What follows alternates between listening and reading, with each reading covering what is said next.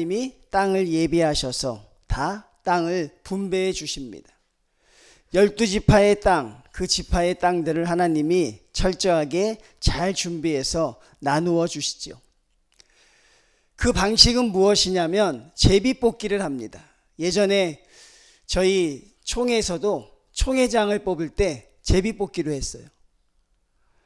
그냥 뽑히는 사람이 하나님이 되는 사람이라고 생각하는 단순한 생각이었죠. 근데 거기에 또 많은 부작용들이 있으니 그 이제 법을 바꾸자고 했는데 성경의 법칙은 제비뽑기입니다. 왜? 하나님이 주관하시는 것이니까 뽑힌 그대로 하나님께 받으면 된다는 것이죠. 참 원시적인 방법이라고 할 수도 있고 참 단순한 방법이라고 할 수도 있지요. 그런데 그 방법이 그때에는 통용되었습니다. 왜? 하나님을 믿었기 때문에. 아무 불평 불만이 없습니다. 하나님이 주시는 것에 대해서. 그런데 한 지파가 하나님이 하시는 일에 대해서 불만을 제기하고 나섭니다. 너무나도 당연하죠. 한 지파가 거세게 반발을 하는 장면이 오늘 본문의 내용입니다. 우리는 왜 땅을 줄 때 평지를 주지 않고 왜 산지와 왜 저기 험한 땅을 주십니까? 그러니 우리가 저 산지와 험한 땅은 차지할 수 없으니 우리에게 땅을 더 달라고 하는 것입니다. 많은 백성들은 하나님의 말씀 앞에 순종합니다. 왜 그들이라고 불만이 없었겠습니까? 왜 그들이라고 좋은 땅을 차지하고 싶은 마음이 없었겠어요? 그런데 그들이 순종했던 이유는 하나님이 주신 것이니까, 하나님의 뜻이니까. 그렇게 순종해 가던 그들에게, 이스라엘 백성에게 하나의 작은 반발이 생겨나게 된 것이죠. 그 불만은 무엇입니까? 우리에게 땅을 더 달라고 하는 것입니다. 근데 우리가 성경을 자세히 보면요, 이 땅을 더 달라고 한 지파는 가장 많은 땅을 차지했던 사람들이에요. 가장 부족한 사람들이 아니라 가장 많은 땅을 차지했던 사람. 에브라임 지파와 므낫세 지파이죠. 요셉의 아들들입니다. 제가 지난번 추석 때, 설날 때 설교했던 믿음의 가문을 이루었던 그 아들들 에브라임과 므낫세. 그런데 이 므낫세 지파는요, 얼마나 땅을 많이 받았냐면 요단 동편에도 땅을 받았고 요단 서편에도 땅을 받았습니다. 그런 지파가 없습니다.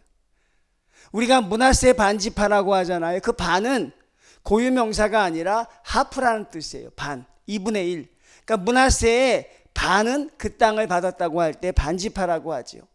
그런 지파가 있습니까? 없습니다. 얼마나 넓은 땅을 차지했겠어요? 그러면 이 므낫세 지파라는 족속의 인구가 그렇게 많았을까? 그렇지도 않아요. 아주 많지도 않았습니다. 유다 지파보다 훨씬 적었지요. 그럼에도 불구하고 가장 넓은 땅을 차지합니다. 근데 그것에 그치지 않아요. 그 당시에는 절대 불가능한 일들도 하나님이 그 지파에게 허락하여 주신 일이 있어요. 그게 무엇입니까? 딸들에게도 기업을 주었다는 것이죠. 있을 수 없는 일이죠. 여인으로서 땅을, 기업을 받았다는 것은 하나님이 그 지파를 얼마나 큰 은혜를 주셨는지 알 수 있는 하나의 장면이에요. 그렇게 많이 누렸는데 그들이 감사하지 못하고 불평불만을 하더라. 여러분은 어떻게 해석하십니까? 가장 좋은 땅, 오늘날로 서울로 따지면 저 강남 땅을 가지고 있어요. 다른 지파들이 얼마나 부러웠겠어요? 그 땅을 차지하고 있으니. 그 땅이 얼마나 좋으면 거기에 실로라는 지역에 회막이 세워질 정도로 기가 막힌 땅을 받았어요. 그리고 여러분, 동편과 서편의 땅을 차지했으니 말할 나위가 있겠어요? 그러니 그들이 하나님 앞에 해야 되는 것은 무엇일까요? 감사일까요? 불평일까요? 여러분, 한번 대답 좀 해줘 보십시오. 감사해요? 불평이에요? 당연히 감사해야죠. 그런데 이들은 왜 불평을 하고 있습니까? 땅이 적다는 거예요. 땅이 충분하지 못하다는 것입니다. 제가 여러분들에게 여호수아를 강의해 드릴 때 계속 강조해 드린 말이 있어요. 하나님이 주신 땅은 이미 정복된 땅이 아니라 정복해야 될 땅이 혼재되어 있다. 그러니 차지하라는 것입니다. 나가서 차지하라는 것인데, 이 요셉 자손들은 있잖아요. 하나님이 주신 땅만 보았습니다. 그 땅을 보고 적다고 하는 거예요. 자기들이 차지하면 되는데 차지할 땅은 보지 않습니다.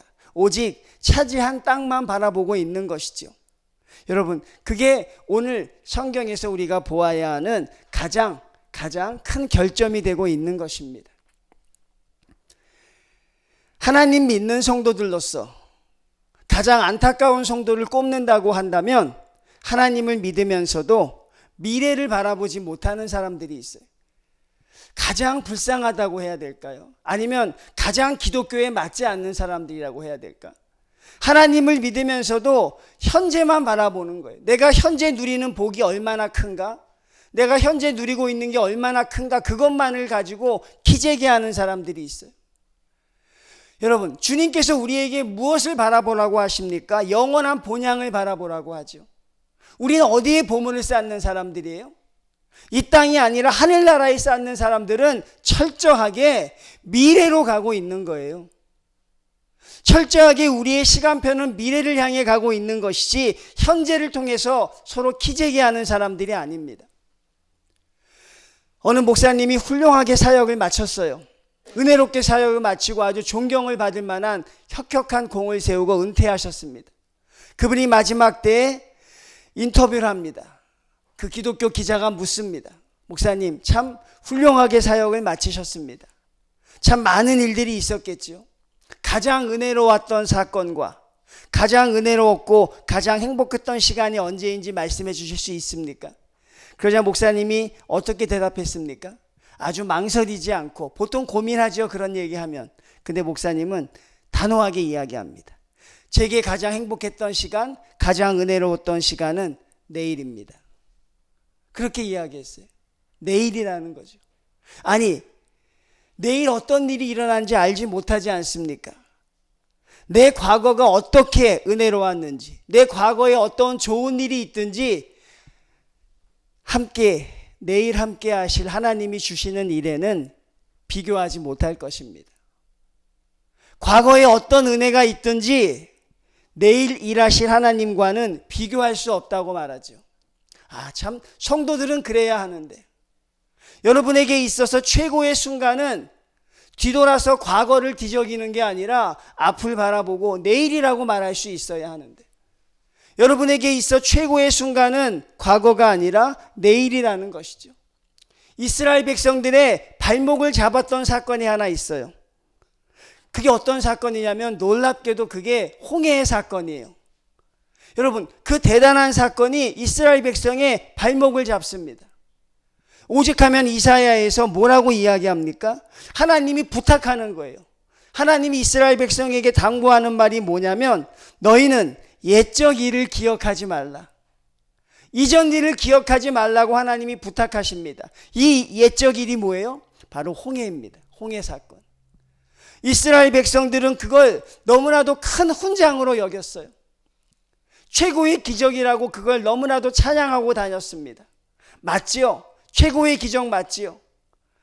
전무후무한 일이 맞지요? 그런데 이스라엘 백성들의 생각 속에 무슨 일이 있었는지 아십니까? 앞으로 이런 일은 우리 살아가는 삶에서 더 이상 나타나지 않을 것이다. 이제 우리가 앞으로 살아가게 될 세상에서 홍해와 같은 기적은 다시 나타나지 않는다는 것입니다. 그들이 그렇게 결정을 내려요. 그때가 최고 좋았다. 그때가 최고라고 이야기합니다. 홍해가 갈라졌던 그때, 그리고 그들의 믿음의 선배들을 부러워합니다. 그 현장에 있었으면. 스스로 결론을 내려버린 거예요. 앞으로 우리가 살아가는 삶 속에서 홍해와 같은 기적은 없을 것이다. 한국교회도 그런 비슷한 절망에 빠져 있지요. 1980년대를 바라봅니다. 그때가 좋았다는 거예요. 그때가 참 좋긴 좋았어요, 여러분. 그때는 천막하고 십자가만 있으면 됐다 그래요. 뭐하고 뭐요? 천막하고 십자가만 있으면 교인들이 그냥 들어왔다는 거예요. 그땐 설교 잘할 필요 없었어요. 그냥 좀 이렇게 적당히 신목소리를 가지고 이렇게 이야기하면 성도들이 다 좋아하고 그랬어요. 그거 우리가 홀리보이스라고 합니다. 어떤 분은 뭐 일부러 이렇게 만들어서 하시는 분도 있어요. 그런데 그때가 참 좋았던 것 같아요. 그때가 좋았죠. 그런데 우리의 문제는 뭐냐면 우리의 걸어가는 발자국에 다시 그런 때는 오지 않을 것이라고 성도들이 이런 절망적인 결론을 내려버려요. 그게 안타깝다는 거죠. 아까 그 목사님은 가장 행복하고 은혜로운 순간이 내일이라고 자신 있게 말합니다. 내일 함께 하실 하나님은 나의 과거의 하나님과 비교할 수 없다. 그런데 많은 사람들이 거기에 발목을 잡히는 거예요. 과거에 이스라엘 백성이 자랑스러워하는 3대 사건이 있어요. 첫 번째가 무엇입니까? 홍해의 기적입니다. 놀라운 기적이죠. 그리고 어떤 사건입니까? 오순절 다락방 사건. 그때처럼 성령 충만했으면 좋겠다. 그때가 되지 않으니까 맨날 타이틀을 오순절 다락방 사건을 붙여요. 왜? 그걸 뛰어넘은 적이 없으니까. 그걸 뛰어넘었던 120명도 나타나지 않고 있어요. 그래서 그때가 가장 좋았던 때라고 생각하지요. 또 하나 있습니다. 모든 교회들이 바라보는 초대교회가 있습니다. 그때가 너무너무 좋았다는 것이죠. 무슨 문제만 생기면 초대교회를 예를 들지요. 여러분, 뭐가 문제입니까? 그때가 좋지 않았다는 게 아니라 그 시대가 우리 때에는 다시 오지 않을 것이라고 생각해요, 성도들이. 그런 시대들이 홍해가 갈라지고 오순절에 성령 강림이 오고 그리고 초대교회와 같은 그런 시대가 내가 살아서는 절대 오지 않을 것이다. 여러분도 혹시 그런 결론을 내립니까?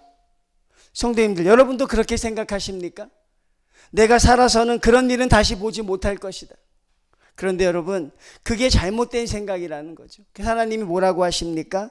옛적 일을 기억하지 말라 그래요. 이전 일을 생각하지 말라. 그리고 하나님이 어떤 말씀을 주십니까? 보라, 내가 새 일을 행할 것이라. 할렐루야. 하나님은 매일같이 새 일을 행하는데 이제 나타낼 것이라. 너희가 그것을 알지 못하느냐, 그렇게 말씀하고 계신 것이죠. 오늘 요셉 지파는요, 그걸 바라보지 못했어요. 앞으로 자기를 위해서 일하실 하나님을 바라보지 못합니다. 오직 자기들이 차지하고 있는 땅만을 밟고서 하나님 앞에 불평불만을 하고 있습니다. 여호수아가 뭐라고 합니까? 너희가 차지한 땅 말고 차지할 땅을 바라보라 그래요. 아주 중요하죠. 너희가 지금 밟고 서 있는 땅이 아니라 앞으로 너와 너의 후손들이 밟을 땅을 한번 바라보라는 것입니다. 얼마나 가슴 벅참이 있겠습니까? 내가 처해진 이곳에서 사는 것이 아니라 하나님이 주실 땅, 저 산지를 바라보고 저 멀리 있는 곳을 바라보면 하나님 앞에 불평불만할 수가 없는데 왜 우리는 그런지 모르겠어요. 성도들도 늘 기쁨이 없는 것은 현재의 우리 상황을 생각합니다. 현재의 나의 컨디션을 생각하지요. 현재의 나의 학벌, 현재의 나의 재산 상태, 현재의 상황을 보면서 말할 수 없는 절망감에 빠져요. 그들에게 더 이상 미래를 위해 일하시는 하나님이 없다는 것입니다. 그들에게 더 이상 함께 하실 우리 하나님은 계시질 않아요. 현재의 상황이 우리를 짓누르고 있는 것입니다. 그러니 그 사람들이 할 수 있는 게 감사겠어요? 불평불만이겠어요? 불평불만이죠.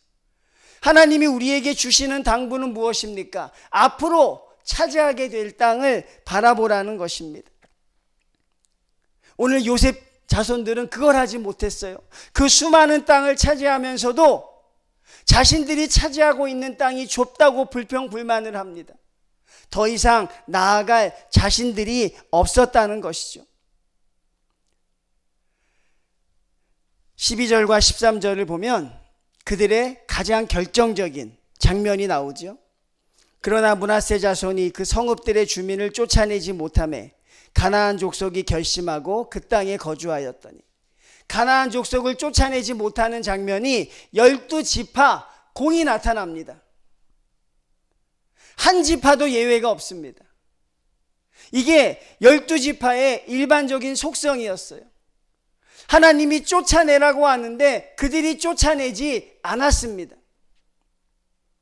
못한 것입니까? 안 한 것입니까? 성도님들, 못했어요? 안 했어요? 하나님이 못한 거는 그래도 이해해 주십니다. 너무너무 바빠서 기도할 시간이 없고 예배 시간에 참석하고 싶어도 상황이 녹록지 못해서 할 수 없는 거 어떻게 합니까? 그거 하나님이 여러분 탓하지 않으십니다. 그런데 하나님이 주목하는 것은 안 하는 것입니다. 못하는 게 아니라 안 하는 것입니다. 오늘 므낫세 지파는 못한 것입니까? 안 한 것입니까? 여러분도 알 것이에요. 못했어요? 안 했어요? 안 하고 있습니다. 그들이 하지 않습니다. 왜 하지 않습니까? 이 차지할 땅에서 우리가 더 유익을 누리며 살아야 하기 때문에.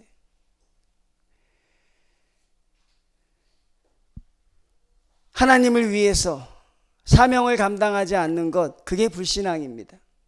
성도님들, 할 수 있는데 하지 못하는 것, 하나님이 그것을 우리에게 책망하고 있는 것이죠.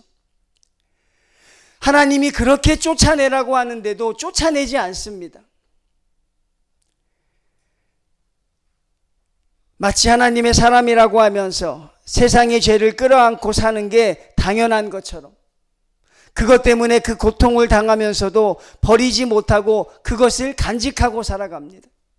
가나안 족속 때문에 얼마나 큰 고통을 당하는데도 불구하고 그것 하나를 쫓아내지 못해요. 하나님, 아무리 뭐라 하셔도 버리지 못하고 남겨놓는 게 있다는 것이. 그냥 버려버리면 될 것 같은데 여러분. 그냥 하나님 믿고 내려놓으면 될 것 같은데. 근데 우리는 그거를 못하지요. 하나님이 아무리 뭐라고 하셔도 하나님, 이건 내가 지켜야 합니다라는 게 있는 것이죠. 그리고 그 죄의 결과가 얼마나 끔찍한 일을 불러오는지 알지도 못하고 알려고 하지도 않기 때문에 그렇습니다. 사랑하는 성도님들, 하나님 앞에 여러분 한번 생각해 보십시오. 하나님이 우리에게 처음 주셨던 것이 무엇입니까? 인간을 만들었을 때 하나님이 제일 처음 주신 게 뭐예요? 땅을 정복하라였습니다. 땅을 차지하라라는 것은 없어요, 성도에.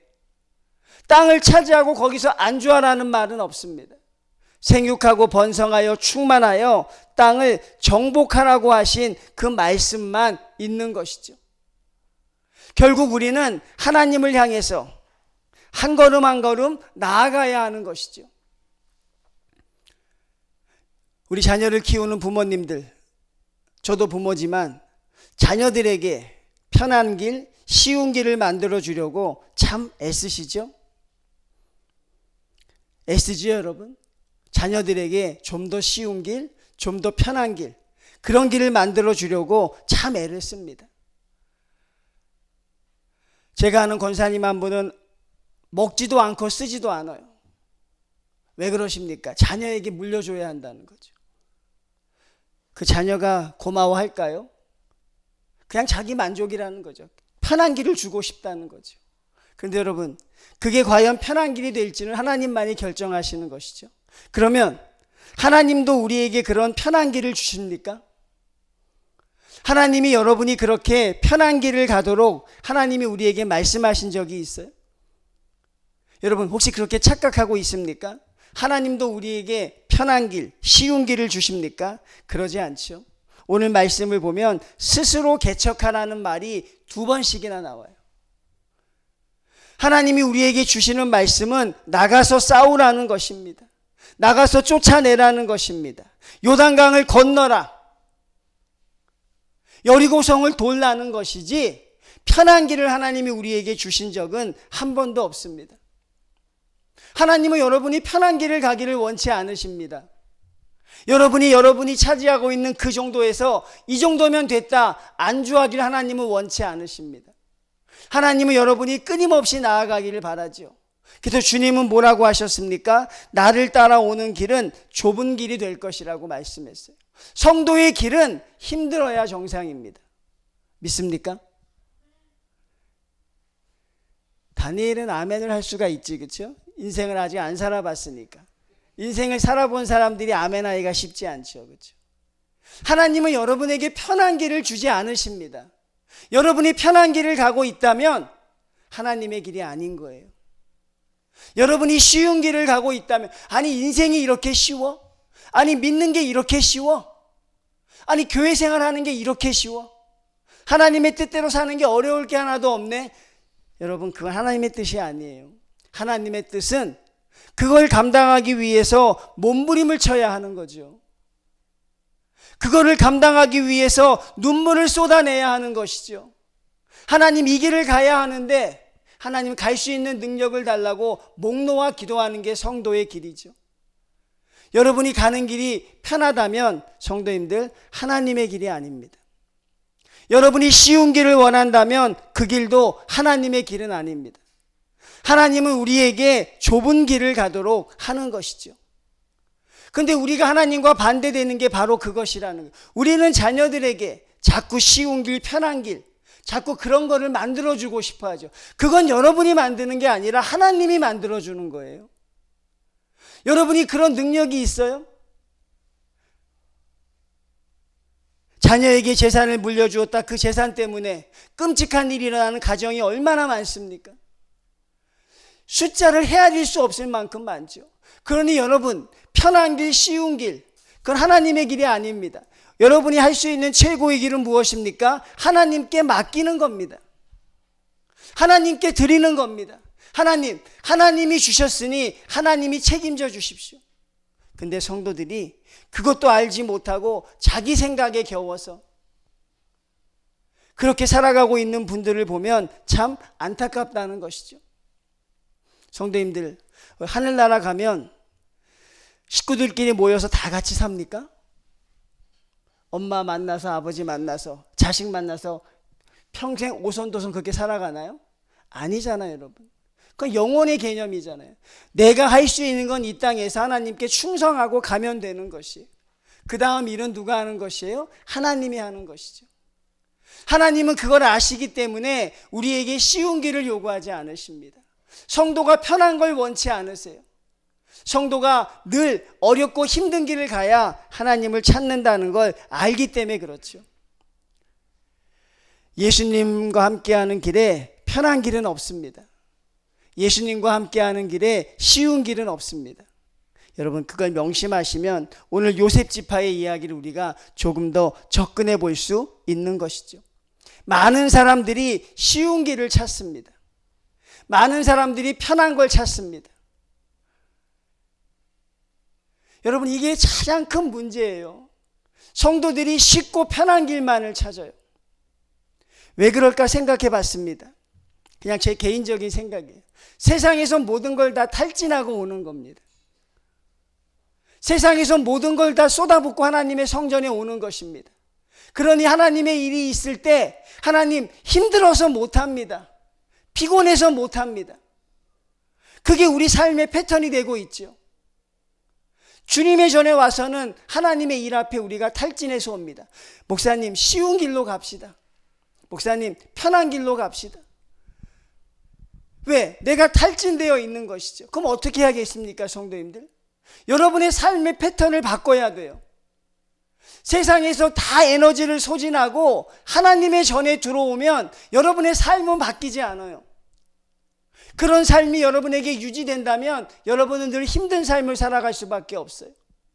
하나님 앞에 소진되면 안 되는 것입니다. 탈진되면 안 되는 것입니다. 그러니 이렇게 기도하십시오. 하나님, 세상에서도 최선을 다하고 하나님의 전에서도 독수리같이 뛸 수 있도록 그런 능력을 주십시오라고 그렇게 기도를 하시던가, 아니면 하나님, 가장 중요한 우선순위를 택해서 하나님의 일을 감당해야 여러분이 성도로서 살아갈 수 있습니다.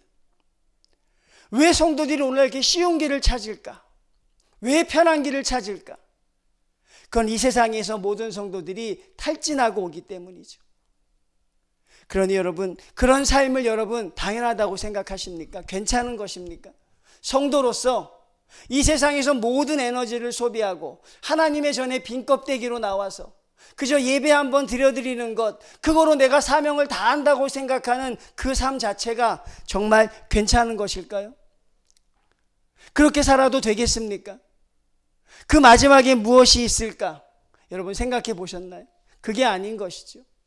결국 우리는 삶의 패턴과 생각의 패턴을 바꾸어야 돼요.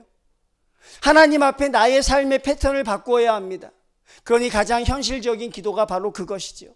하나님, 하나님의 일을 감당할 수 있는 능력도 주시고 세상에서 주의 일을 감당할 수 있는 하나님 능력도 달라고 기도해야 되는데 오늘날 그렇지 못한 것이기 때문에 늘 편한 것만을 찾아요. 늘 쉬운 것만을 찾습니다. 요셉 자손도 그게 싫었던 거예요. 나가서 싸우기 싫습니다. 나가서 싸우기 싫습니다. 그냥 있는 것으로 살게 하여 주십시오. 싸우지 않고 얻을 수 있는 땅을 주십시오. 결국 우리는 나가서 싸워야 한다는 것을 가나안 땅에서 배우게 되는 것이죠. 하나님이 우리에게 원하시는 것이 성도님들 바로 그것입니다. 근데 요셉 지파가 한 가지 굉장한 또 핑계를 대기 시작해요. 그 핑계도 들어보면 참 재밌습니다. 16절입니다. 요셉 자손이 이르되 그 산지는 우리에게 넉넉하지 못하고 여호수아 당신이 우리에게 차지하라고 하는 산지는 우리 마음에 들지 않습니다. 그런 뜻이에요. 그리고 이스라엘 골짜기가 참 마음에 드는데 거기에는 뭐가 있다 그래요? 철병거가 있다는 거예요. 성도들이 참 이런 모습을 보일 때가 있죠. 여러분, 철병거는 늘 있어 왔어요. 가나안 땅에 들어갈 때부터 가나안 족속에게 철병거는 늘 있어 왔어요. 그게 없은 적이 없어요. 그들이 지금까지 정복하고 왔던 땅은 다 철병거가 있는 가나안 족속들이었어요. 자, 하나님만을 향해서 땅을 정복할 땐 철병거가 보이지 않습니다. 그런데 여기서 안주하려고 하니까 그들 눈에 뭐가 보이기 시작해요? 철병거가 보이기 시작합니다. 그리고 또 하나 절망적인 결론을 내려요. 그게 뭡니까? 우리는 저 철병거를 이길 수 없다. 늘 이겨왔는데 여러분, 늘 이겨왔거든요. 이겨서 여기까지 왔는데 갑자기 철병거를 보고 그걸 이길 수 없다고 말하는 이 성도들의 급격한 변화를 보시겠습니까? 늘 하나님의 뜻대로 살았는데 내가 안주하려고 할 때 이 성도들의 급변하는 태도를 보십시오. 이것 때문에 못하겠다고 하는 것이죠. 그러니 여호수아가 뭐라고 합니까? 나가라고 이야기합니다. 개척하라고 이야기합니다. 끝까지 싸우라고 이야기합니다. 하나님이 싸우라고 하면 승리를 주시겠다는 것입니다. 믿습니까? 하나님이 올라가라 하면 차지하라고 하는 것입니다. 그런데 여러분, 왜 자꾸 거기에 안주하려고 하십니까? 여러분, 매일 일하신 하나님의 역사를 여러분 감당할 수 있나요? 감당하지 못하는 것이죠. 왜 자꾸 과거를 돌이켜보면서 그때가 가장 좋았다고 말하는 성도들을 보면서 하나님이 얼마나 안타깝게 생각할까? 너희가 맞게 되는 내일은 오늘과 비교할 수 없을 것인데, 그런데 여전히 과거에 얽매여서 그때가 가장 좋았다고 한치 앞을 나가지 못합니다. 요셉 족속은 거기서 무너진 것이죠. 거기서 하나님 앞에 불평불만을 하게 된 것입니다. 감사의 현장이 불평불만의 자리로 바뀌고 있음을 알 수 있죠. 여러분은 그렇지 않기를 진심으로 소원을 드립니다. 여러분은 제발 그러지 마십시오. 성도님들, 하나님이 주신 것으로 감사하고 그 다음에 주실 것으로 아멘할 수 있는 성도들이 되셔야 합니다. 하나님이 여러분에게 주시고자 하는 것은 감당할 수 없습니다. 나가서 올라가면 차지할 수 있는 땅입니다. 가나안 땅 정탐할 때 그거 올라가지 못해서 그 수치를 당했는데 불과 몇십 년 뒤에 또 올라가지를 못해요. 그러니 여러분, 이스라엘 역사가 앞으로 어떻게 됩니까? 사사기의 시대로 바로 들어가잖아요. 하나님을 부인하는 시대로 바로 들어가죠. 캄캄한 암흑의 시대를 보냅니다.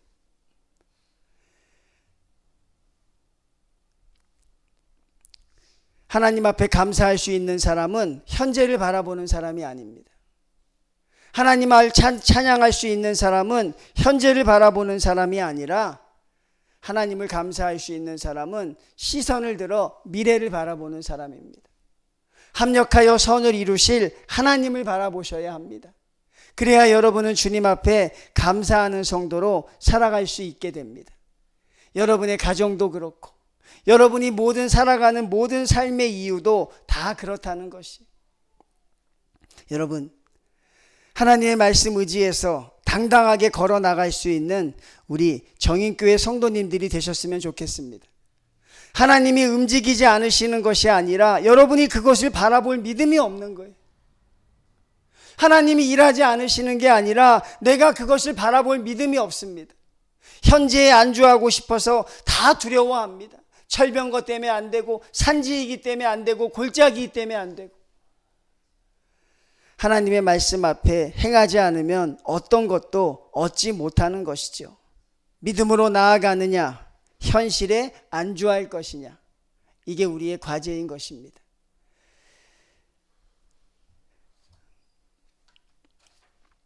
여러분은 요셉 지파와 같이 하나님의 축복을 누리면서도 감사할지 모르는 그런 성도가 되면 안 되고, 하나님이 우리에게 주신 것은, 하나님이 우리에게 크다고 한 것은 지금이 아니라 미래를 향해 이야기해 주시는 것이죠. 미래의 여러분들은 지금과는 비교할 수 없는 성도로 나아가야 할 줄로 믿습니다. 그리고 여러분, 홍해 사건, 성령 충만했던 오순절 다락방 사건, 초대교회 사건은 얼마든지 오늘날 우리의 현실로 만들어낼 수 있음을 믿습니다. 믿으십니까? 우리 교회도 초대교회처럼 될 수 있을까요? 될 수 있습니다, 여러분. 우리가 부족해서 그런 것이지. 왜 그런 제가 근거를 갖습니까? 목사님, 무슨 근거로 그렇게 얘기하십니까? 따지는 성도가 있겠지만 제가 할 수 있는 건 한 가지입니다. 그때의 하나님과 지금의 하나님이 동일하다는 거예요, 여러분. 그 하나님이 이 하나님이라는 것입니다. 홍해를 갈랐던 하나님이 우리가 지금 기도하는 하나님이고, 오순절 다락방 충만하게 있던 성령님이 우리의 성령님이고, 좁은 길을 걸어가셨던 주님이 오늘 우리의 주님이기 때문에, 하나님과 주님이 안 바뀌었기 때문에 그 역사는 온전히 우리의 것이죠. 여러분, 그렇게 기적의 현장을 부러워만 하지 마시고, 참 그런 때가 있었다는 것을 좋아만 하지 마시고, 우리의 현실로 만들어낼 수 있는 그 능력이 여러분에게 있음을 깨닫고 그렇게 움직여 나가는 우리 정인교회 성도들 다 되시기를 주님의 이름으로 축원을 드립니다. 하나님, 주님의 말씀을 생각하게 하시니 감사합니다. 하나님이 주신 것이 얼마나 풍족한데, 하나님, 그것을 통해 불평불만하는 하나님, 한 지파의 모습을 저희가 보게 됩니다. 하나님, 그들이 낯설지 않은 것은 그들의 모습 속에 우리의 모습이 있고, 그들의 발언 속에 우리의 고백이 있음을 저희가 보기 때문입니다. 하나님, 하나님 믿고 나갈 수 있는 믿음을 주시옵소서. 하나님 믿고 올라갈 수 있는 능력을 주시옵소서. 하나님, 우리가 바라보아야 하는 것은 이 세상이 아니라 저 본향임을 믿습니다. 하나님, 여기에 안주하지 말게 하시고, 여기에 앉아있지 말게 하시고, 하나님, 주님이 주신 곳을 따라서 하나님 나가서 정복할 수 있는 믿음의 성도들 다 될 수 있도록 주여 허락하여 주시옵소서. 예수님의 이름으로 기도드리옵나이다. 아멘.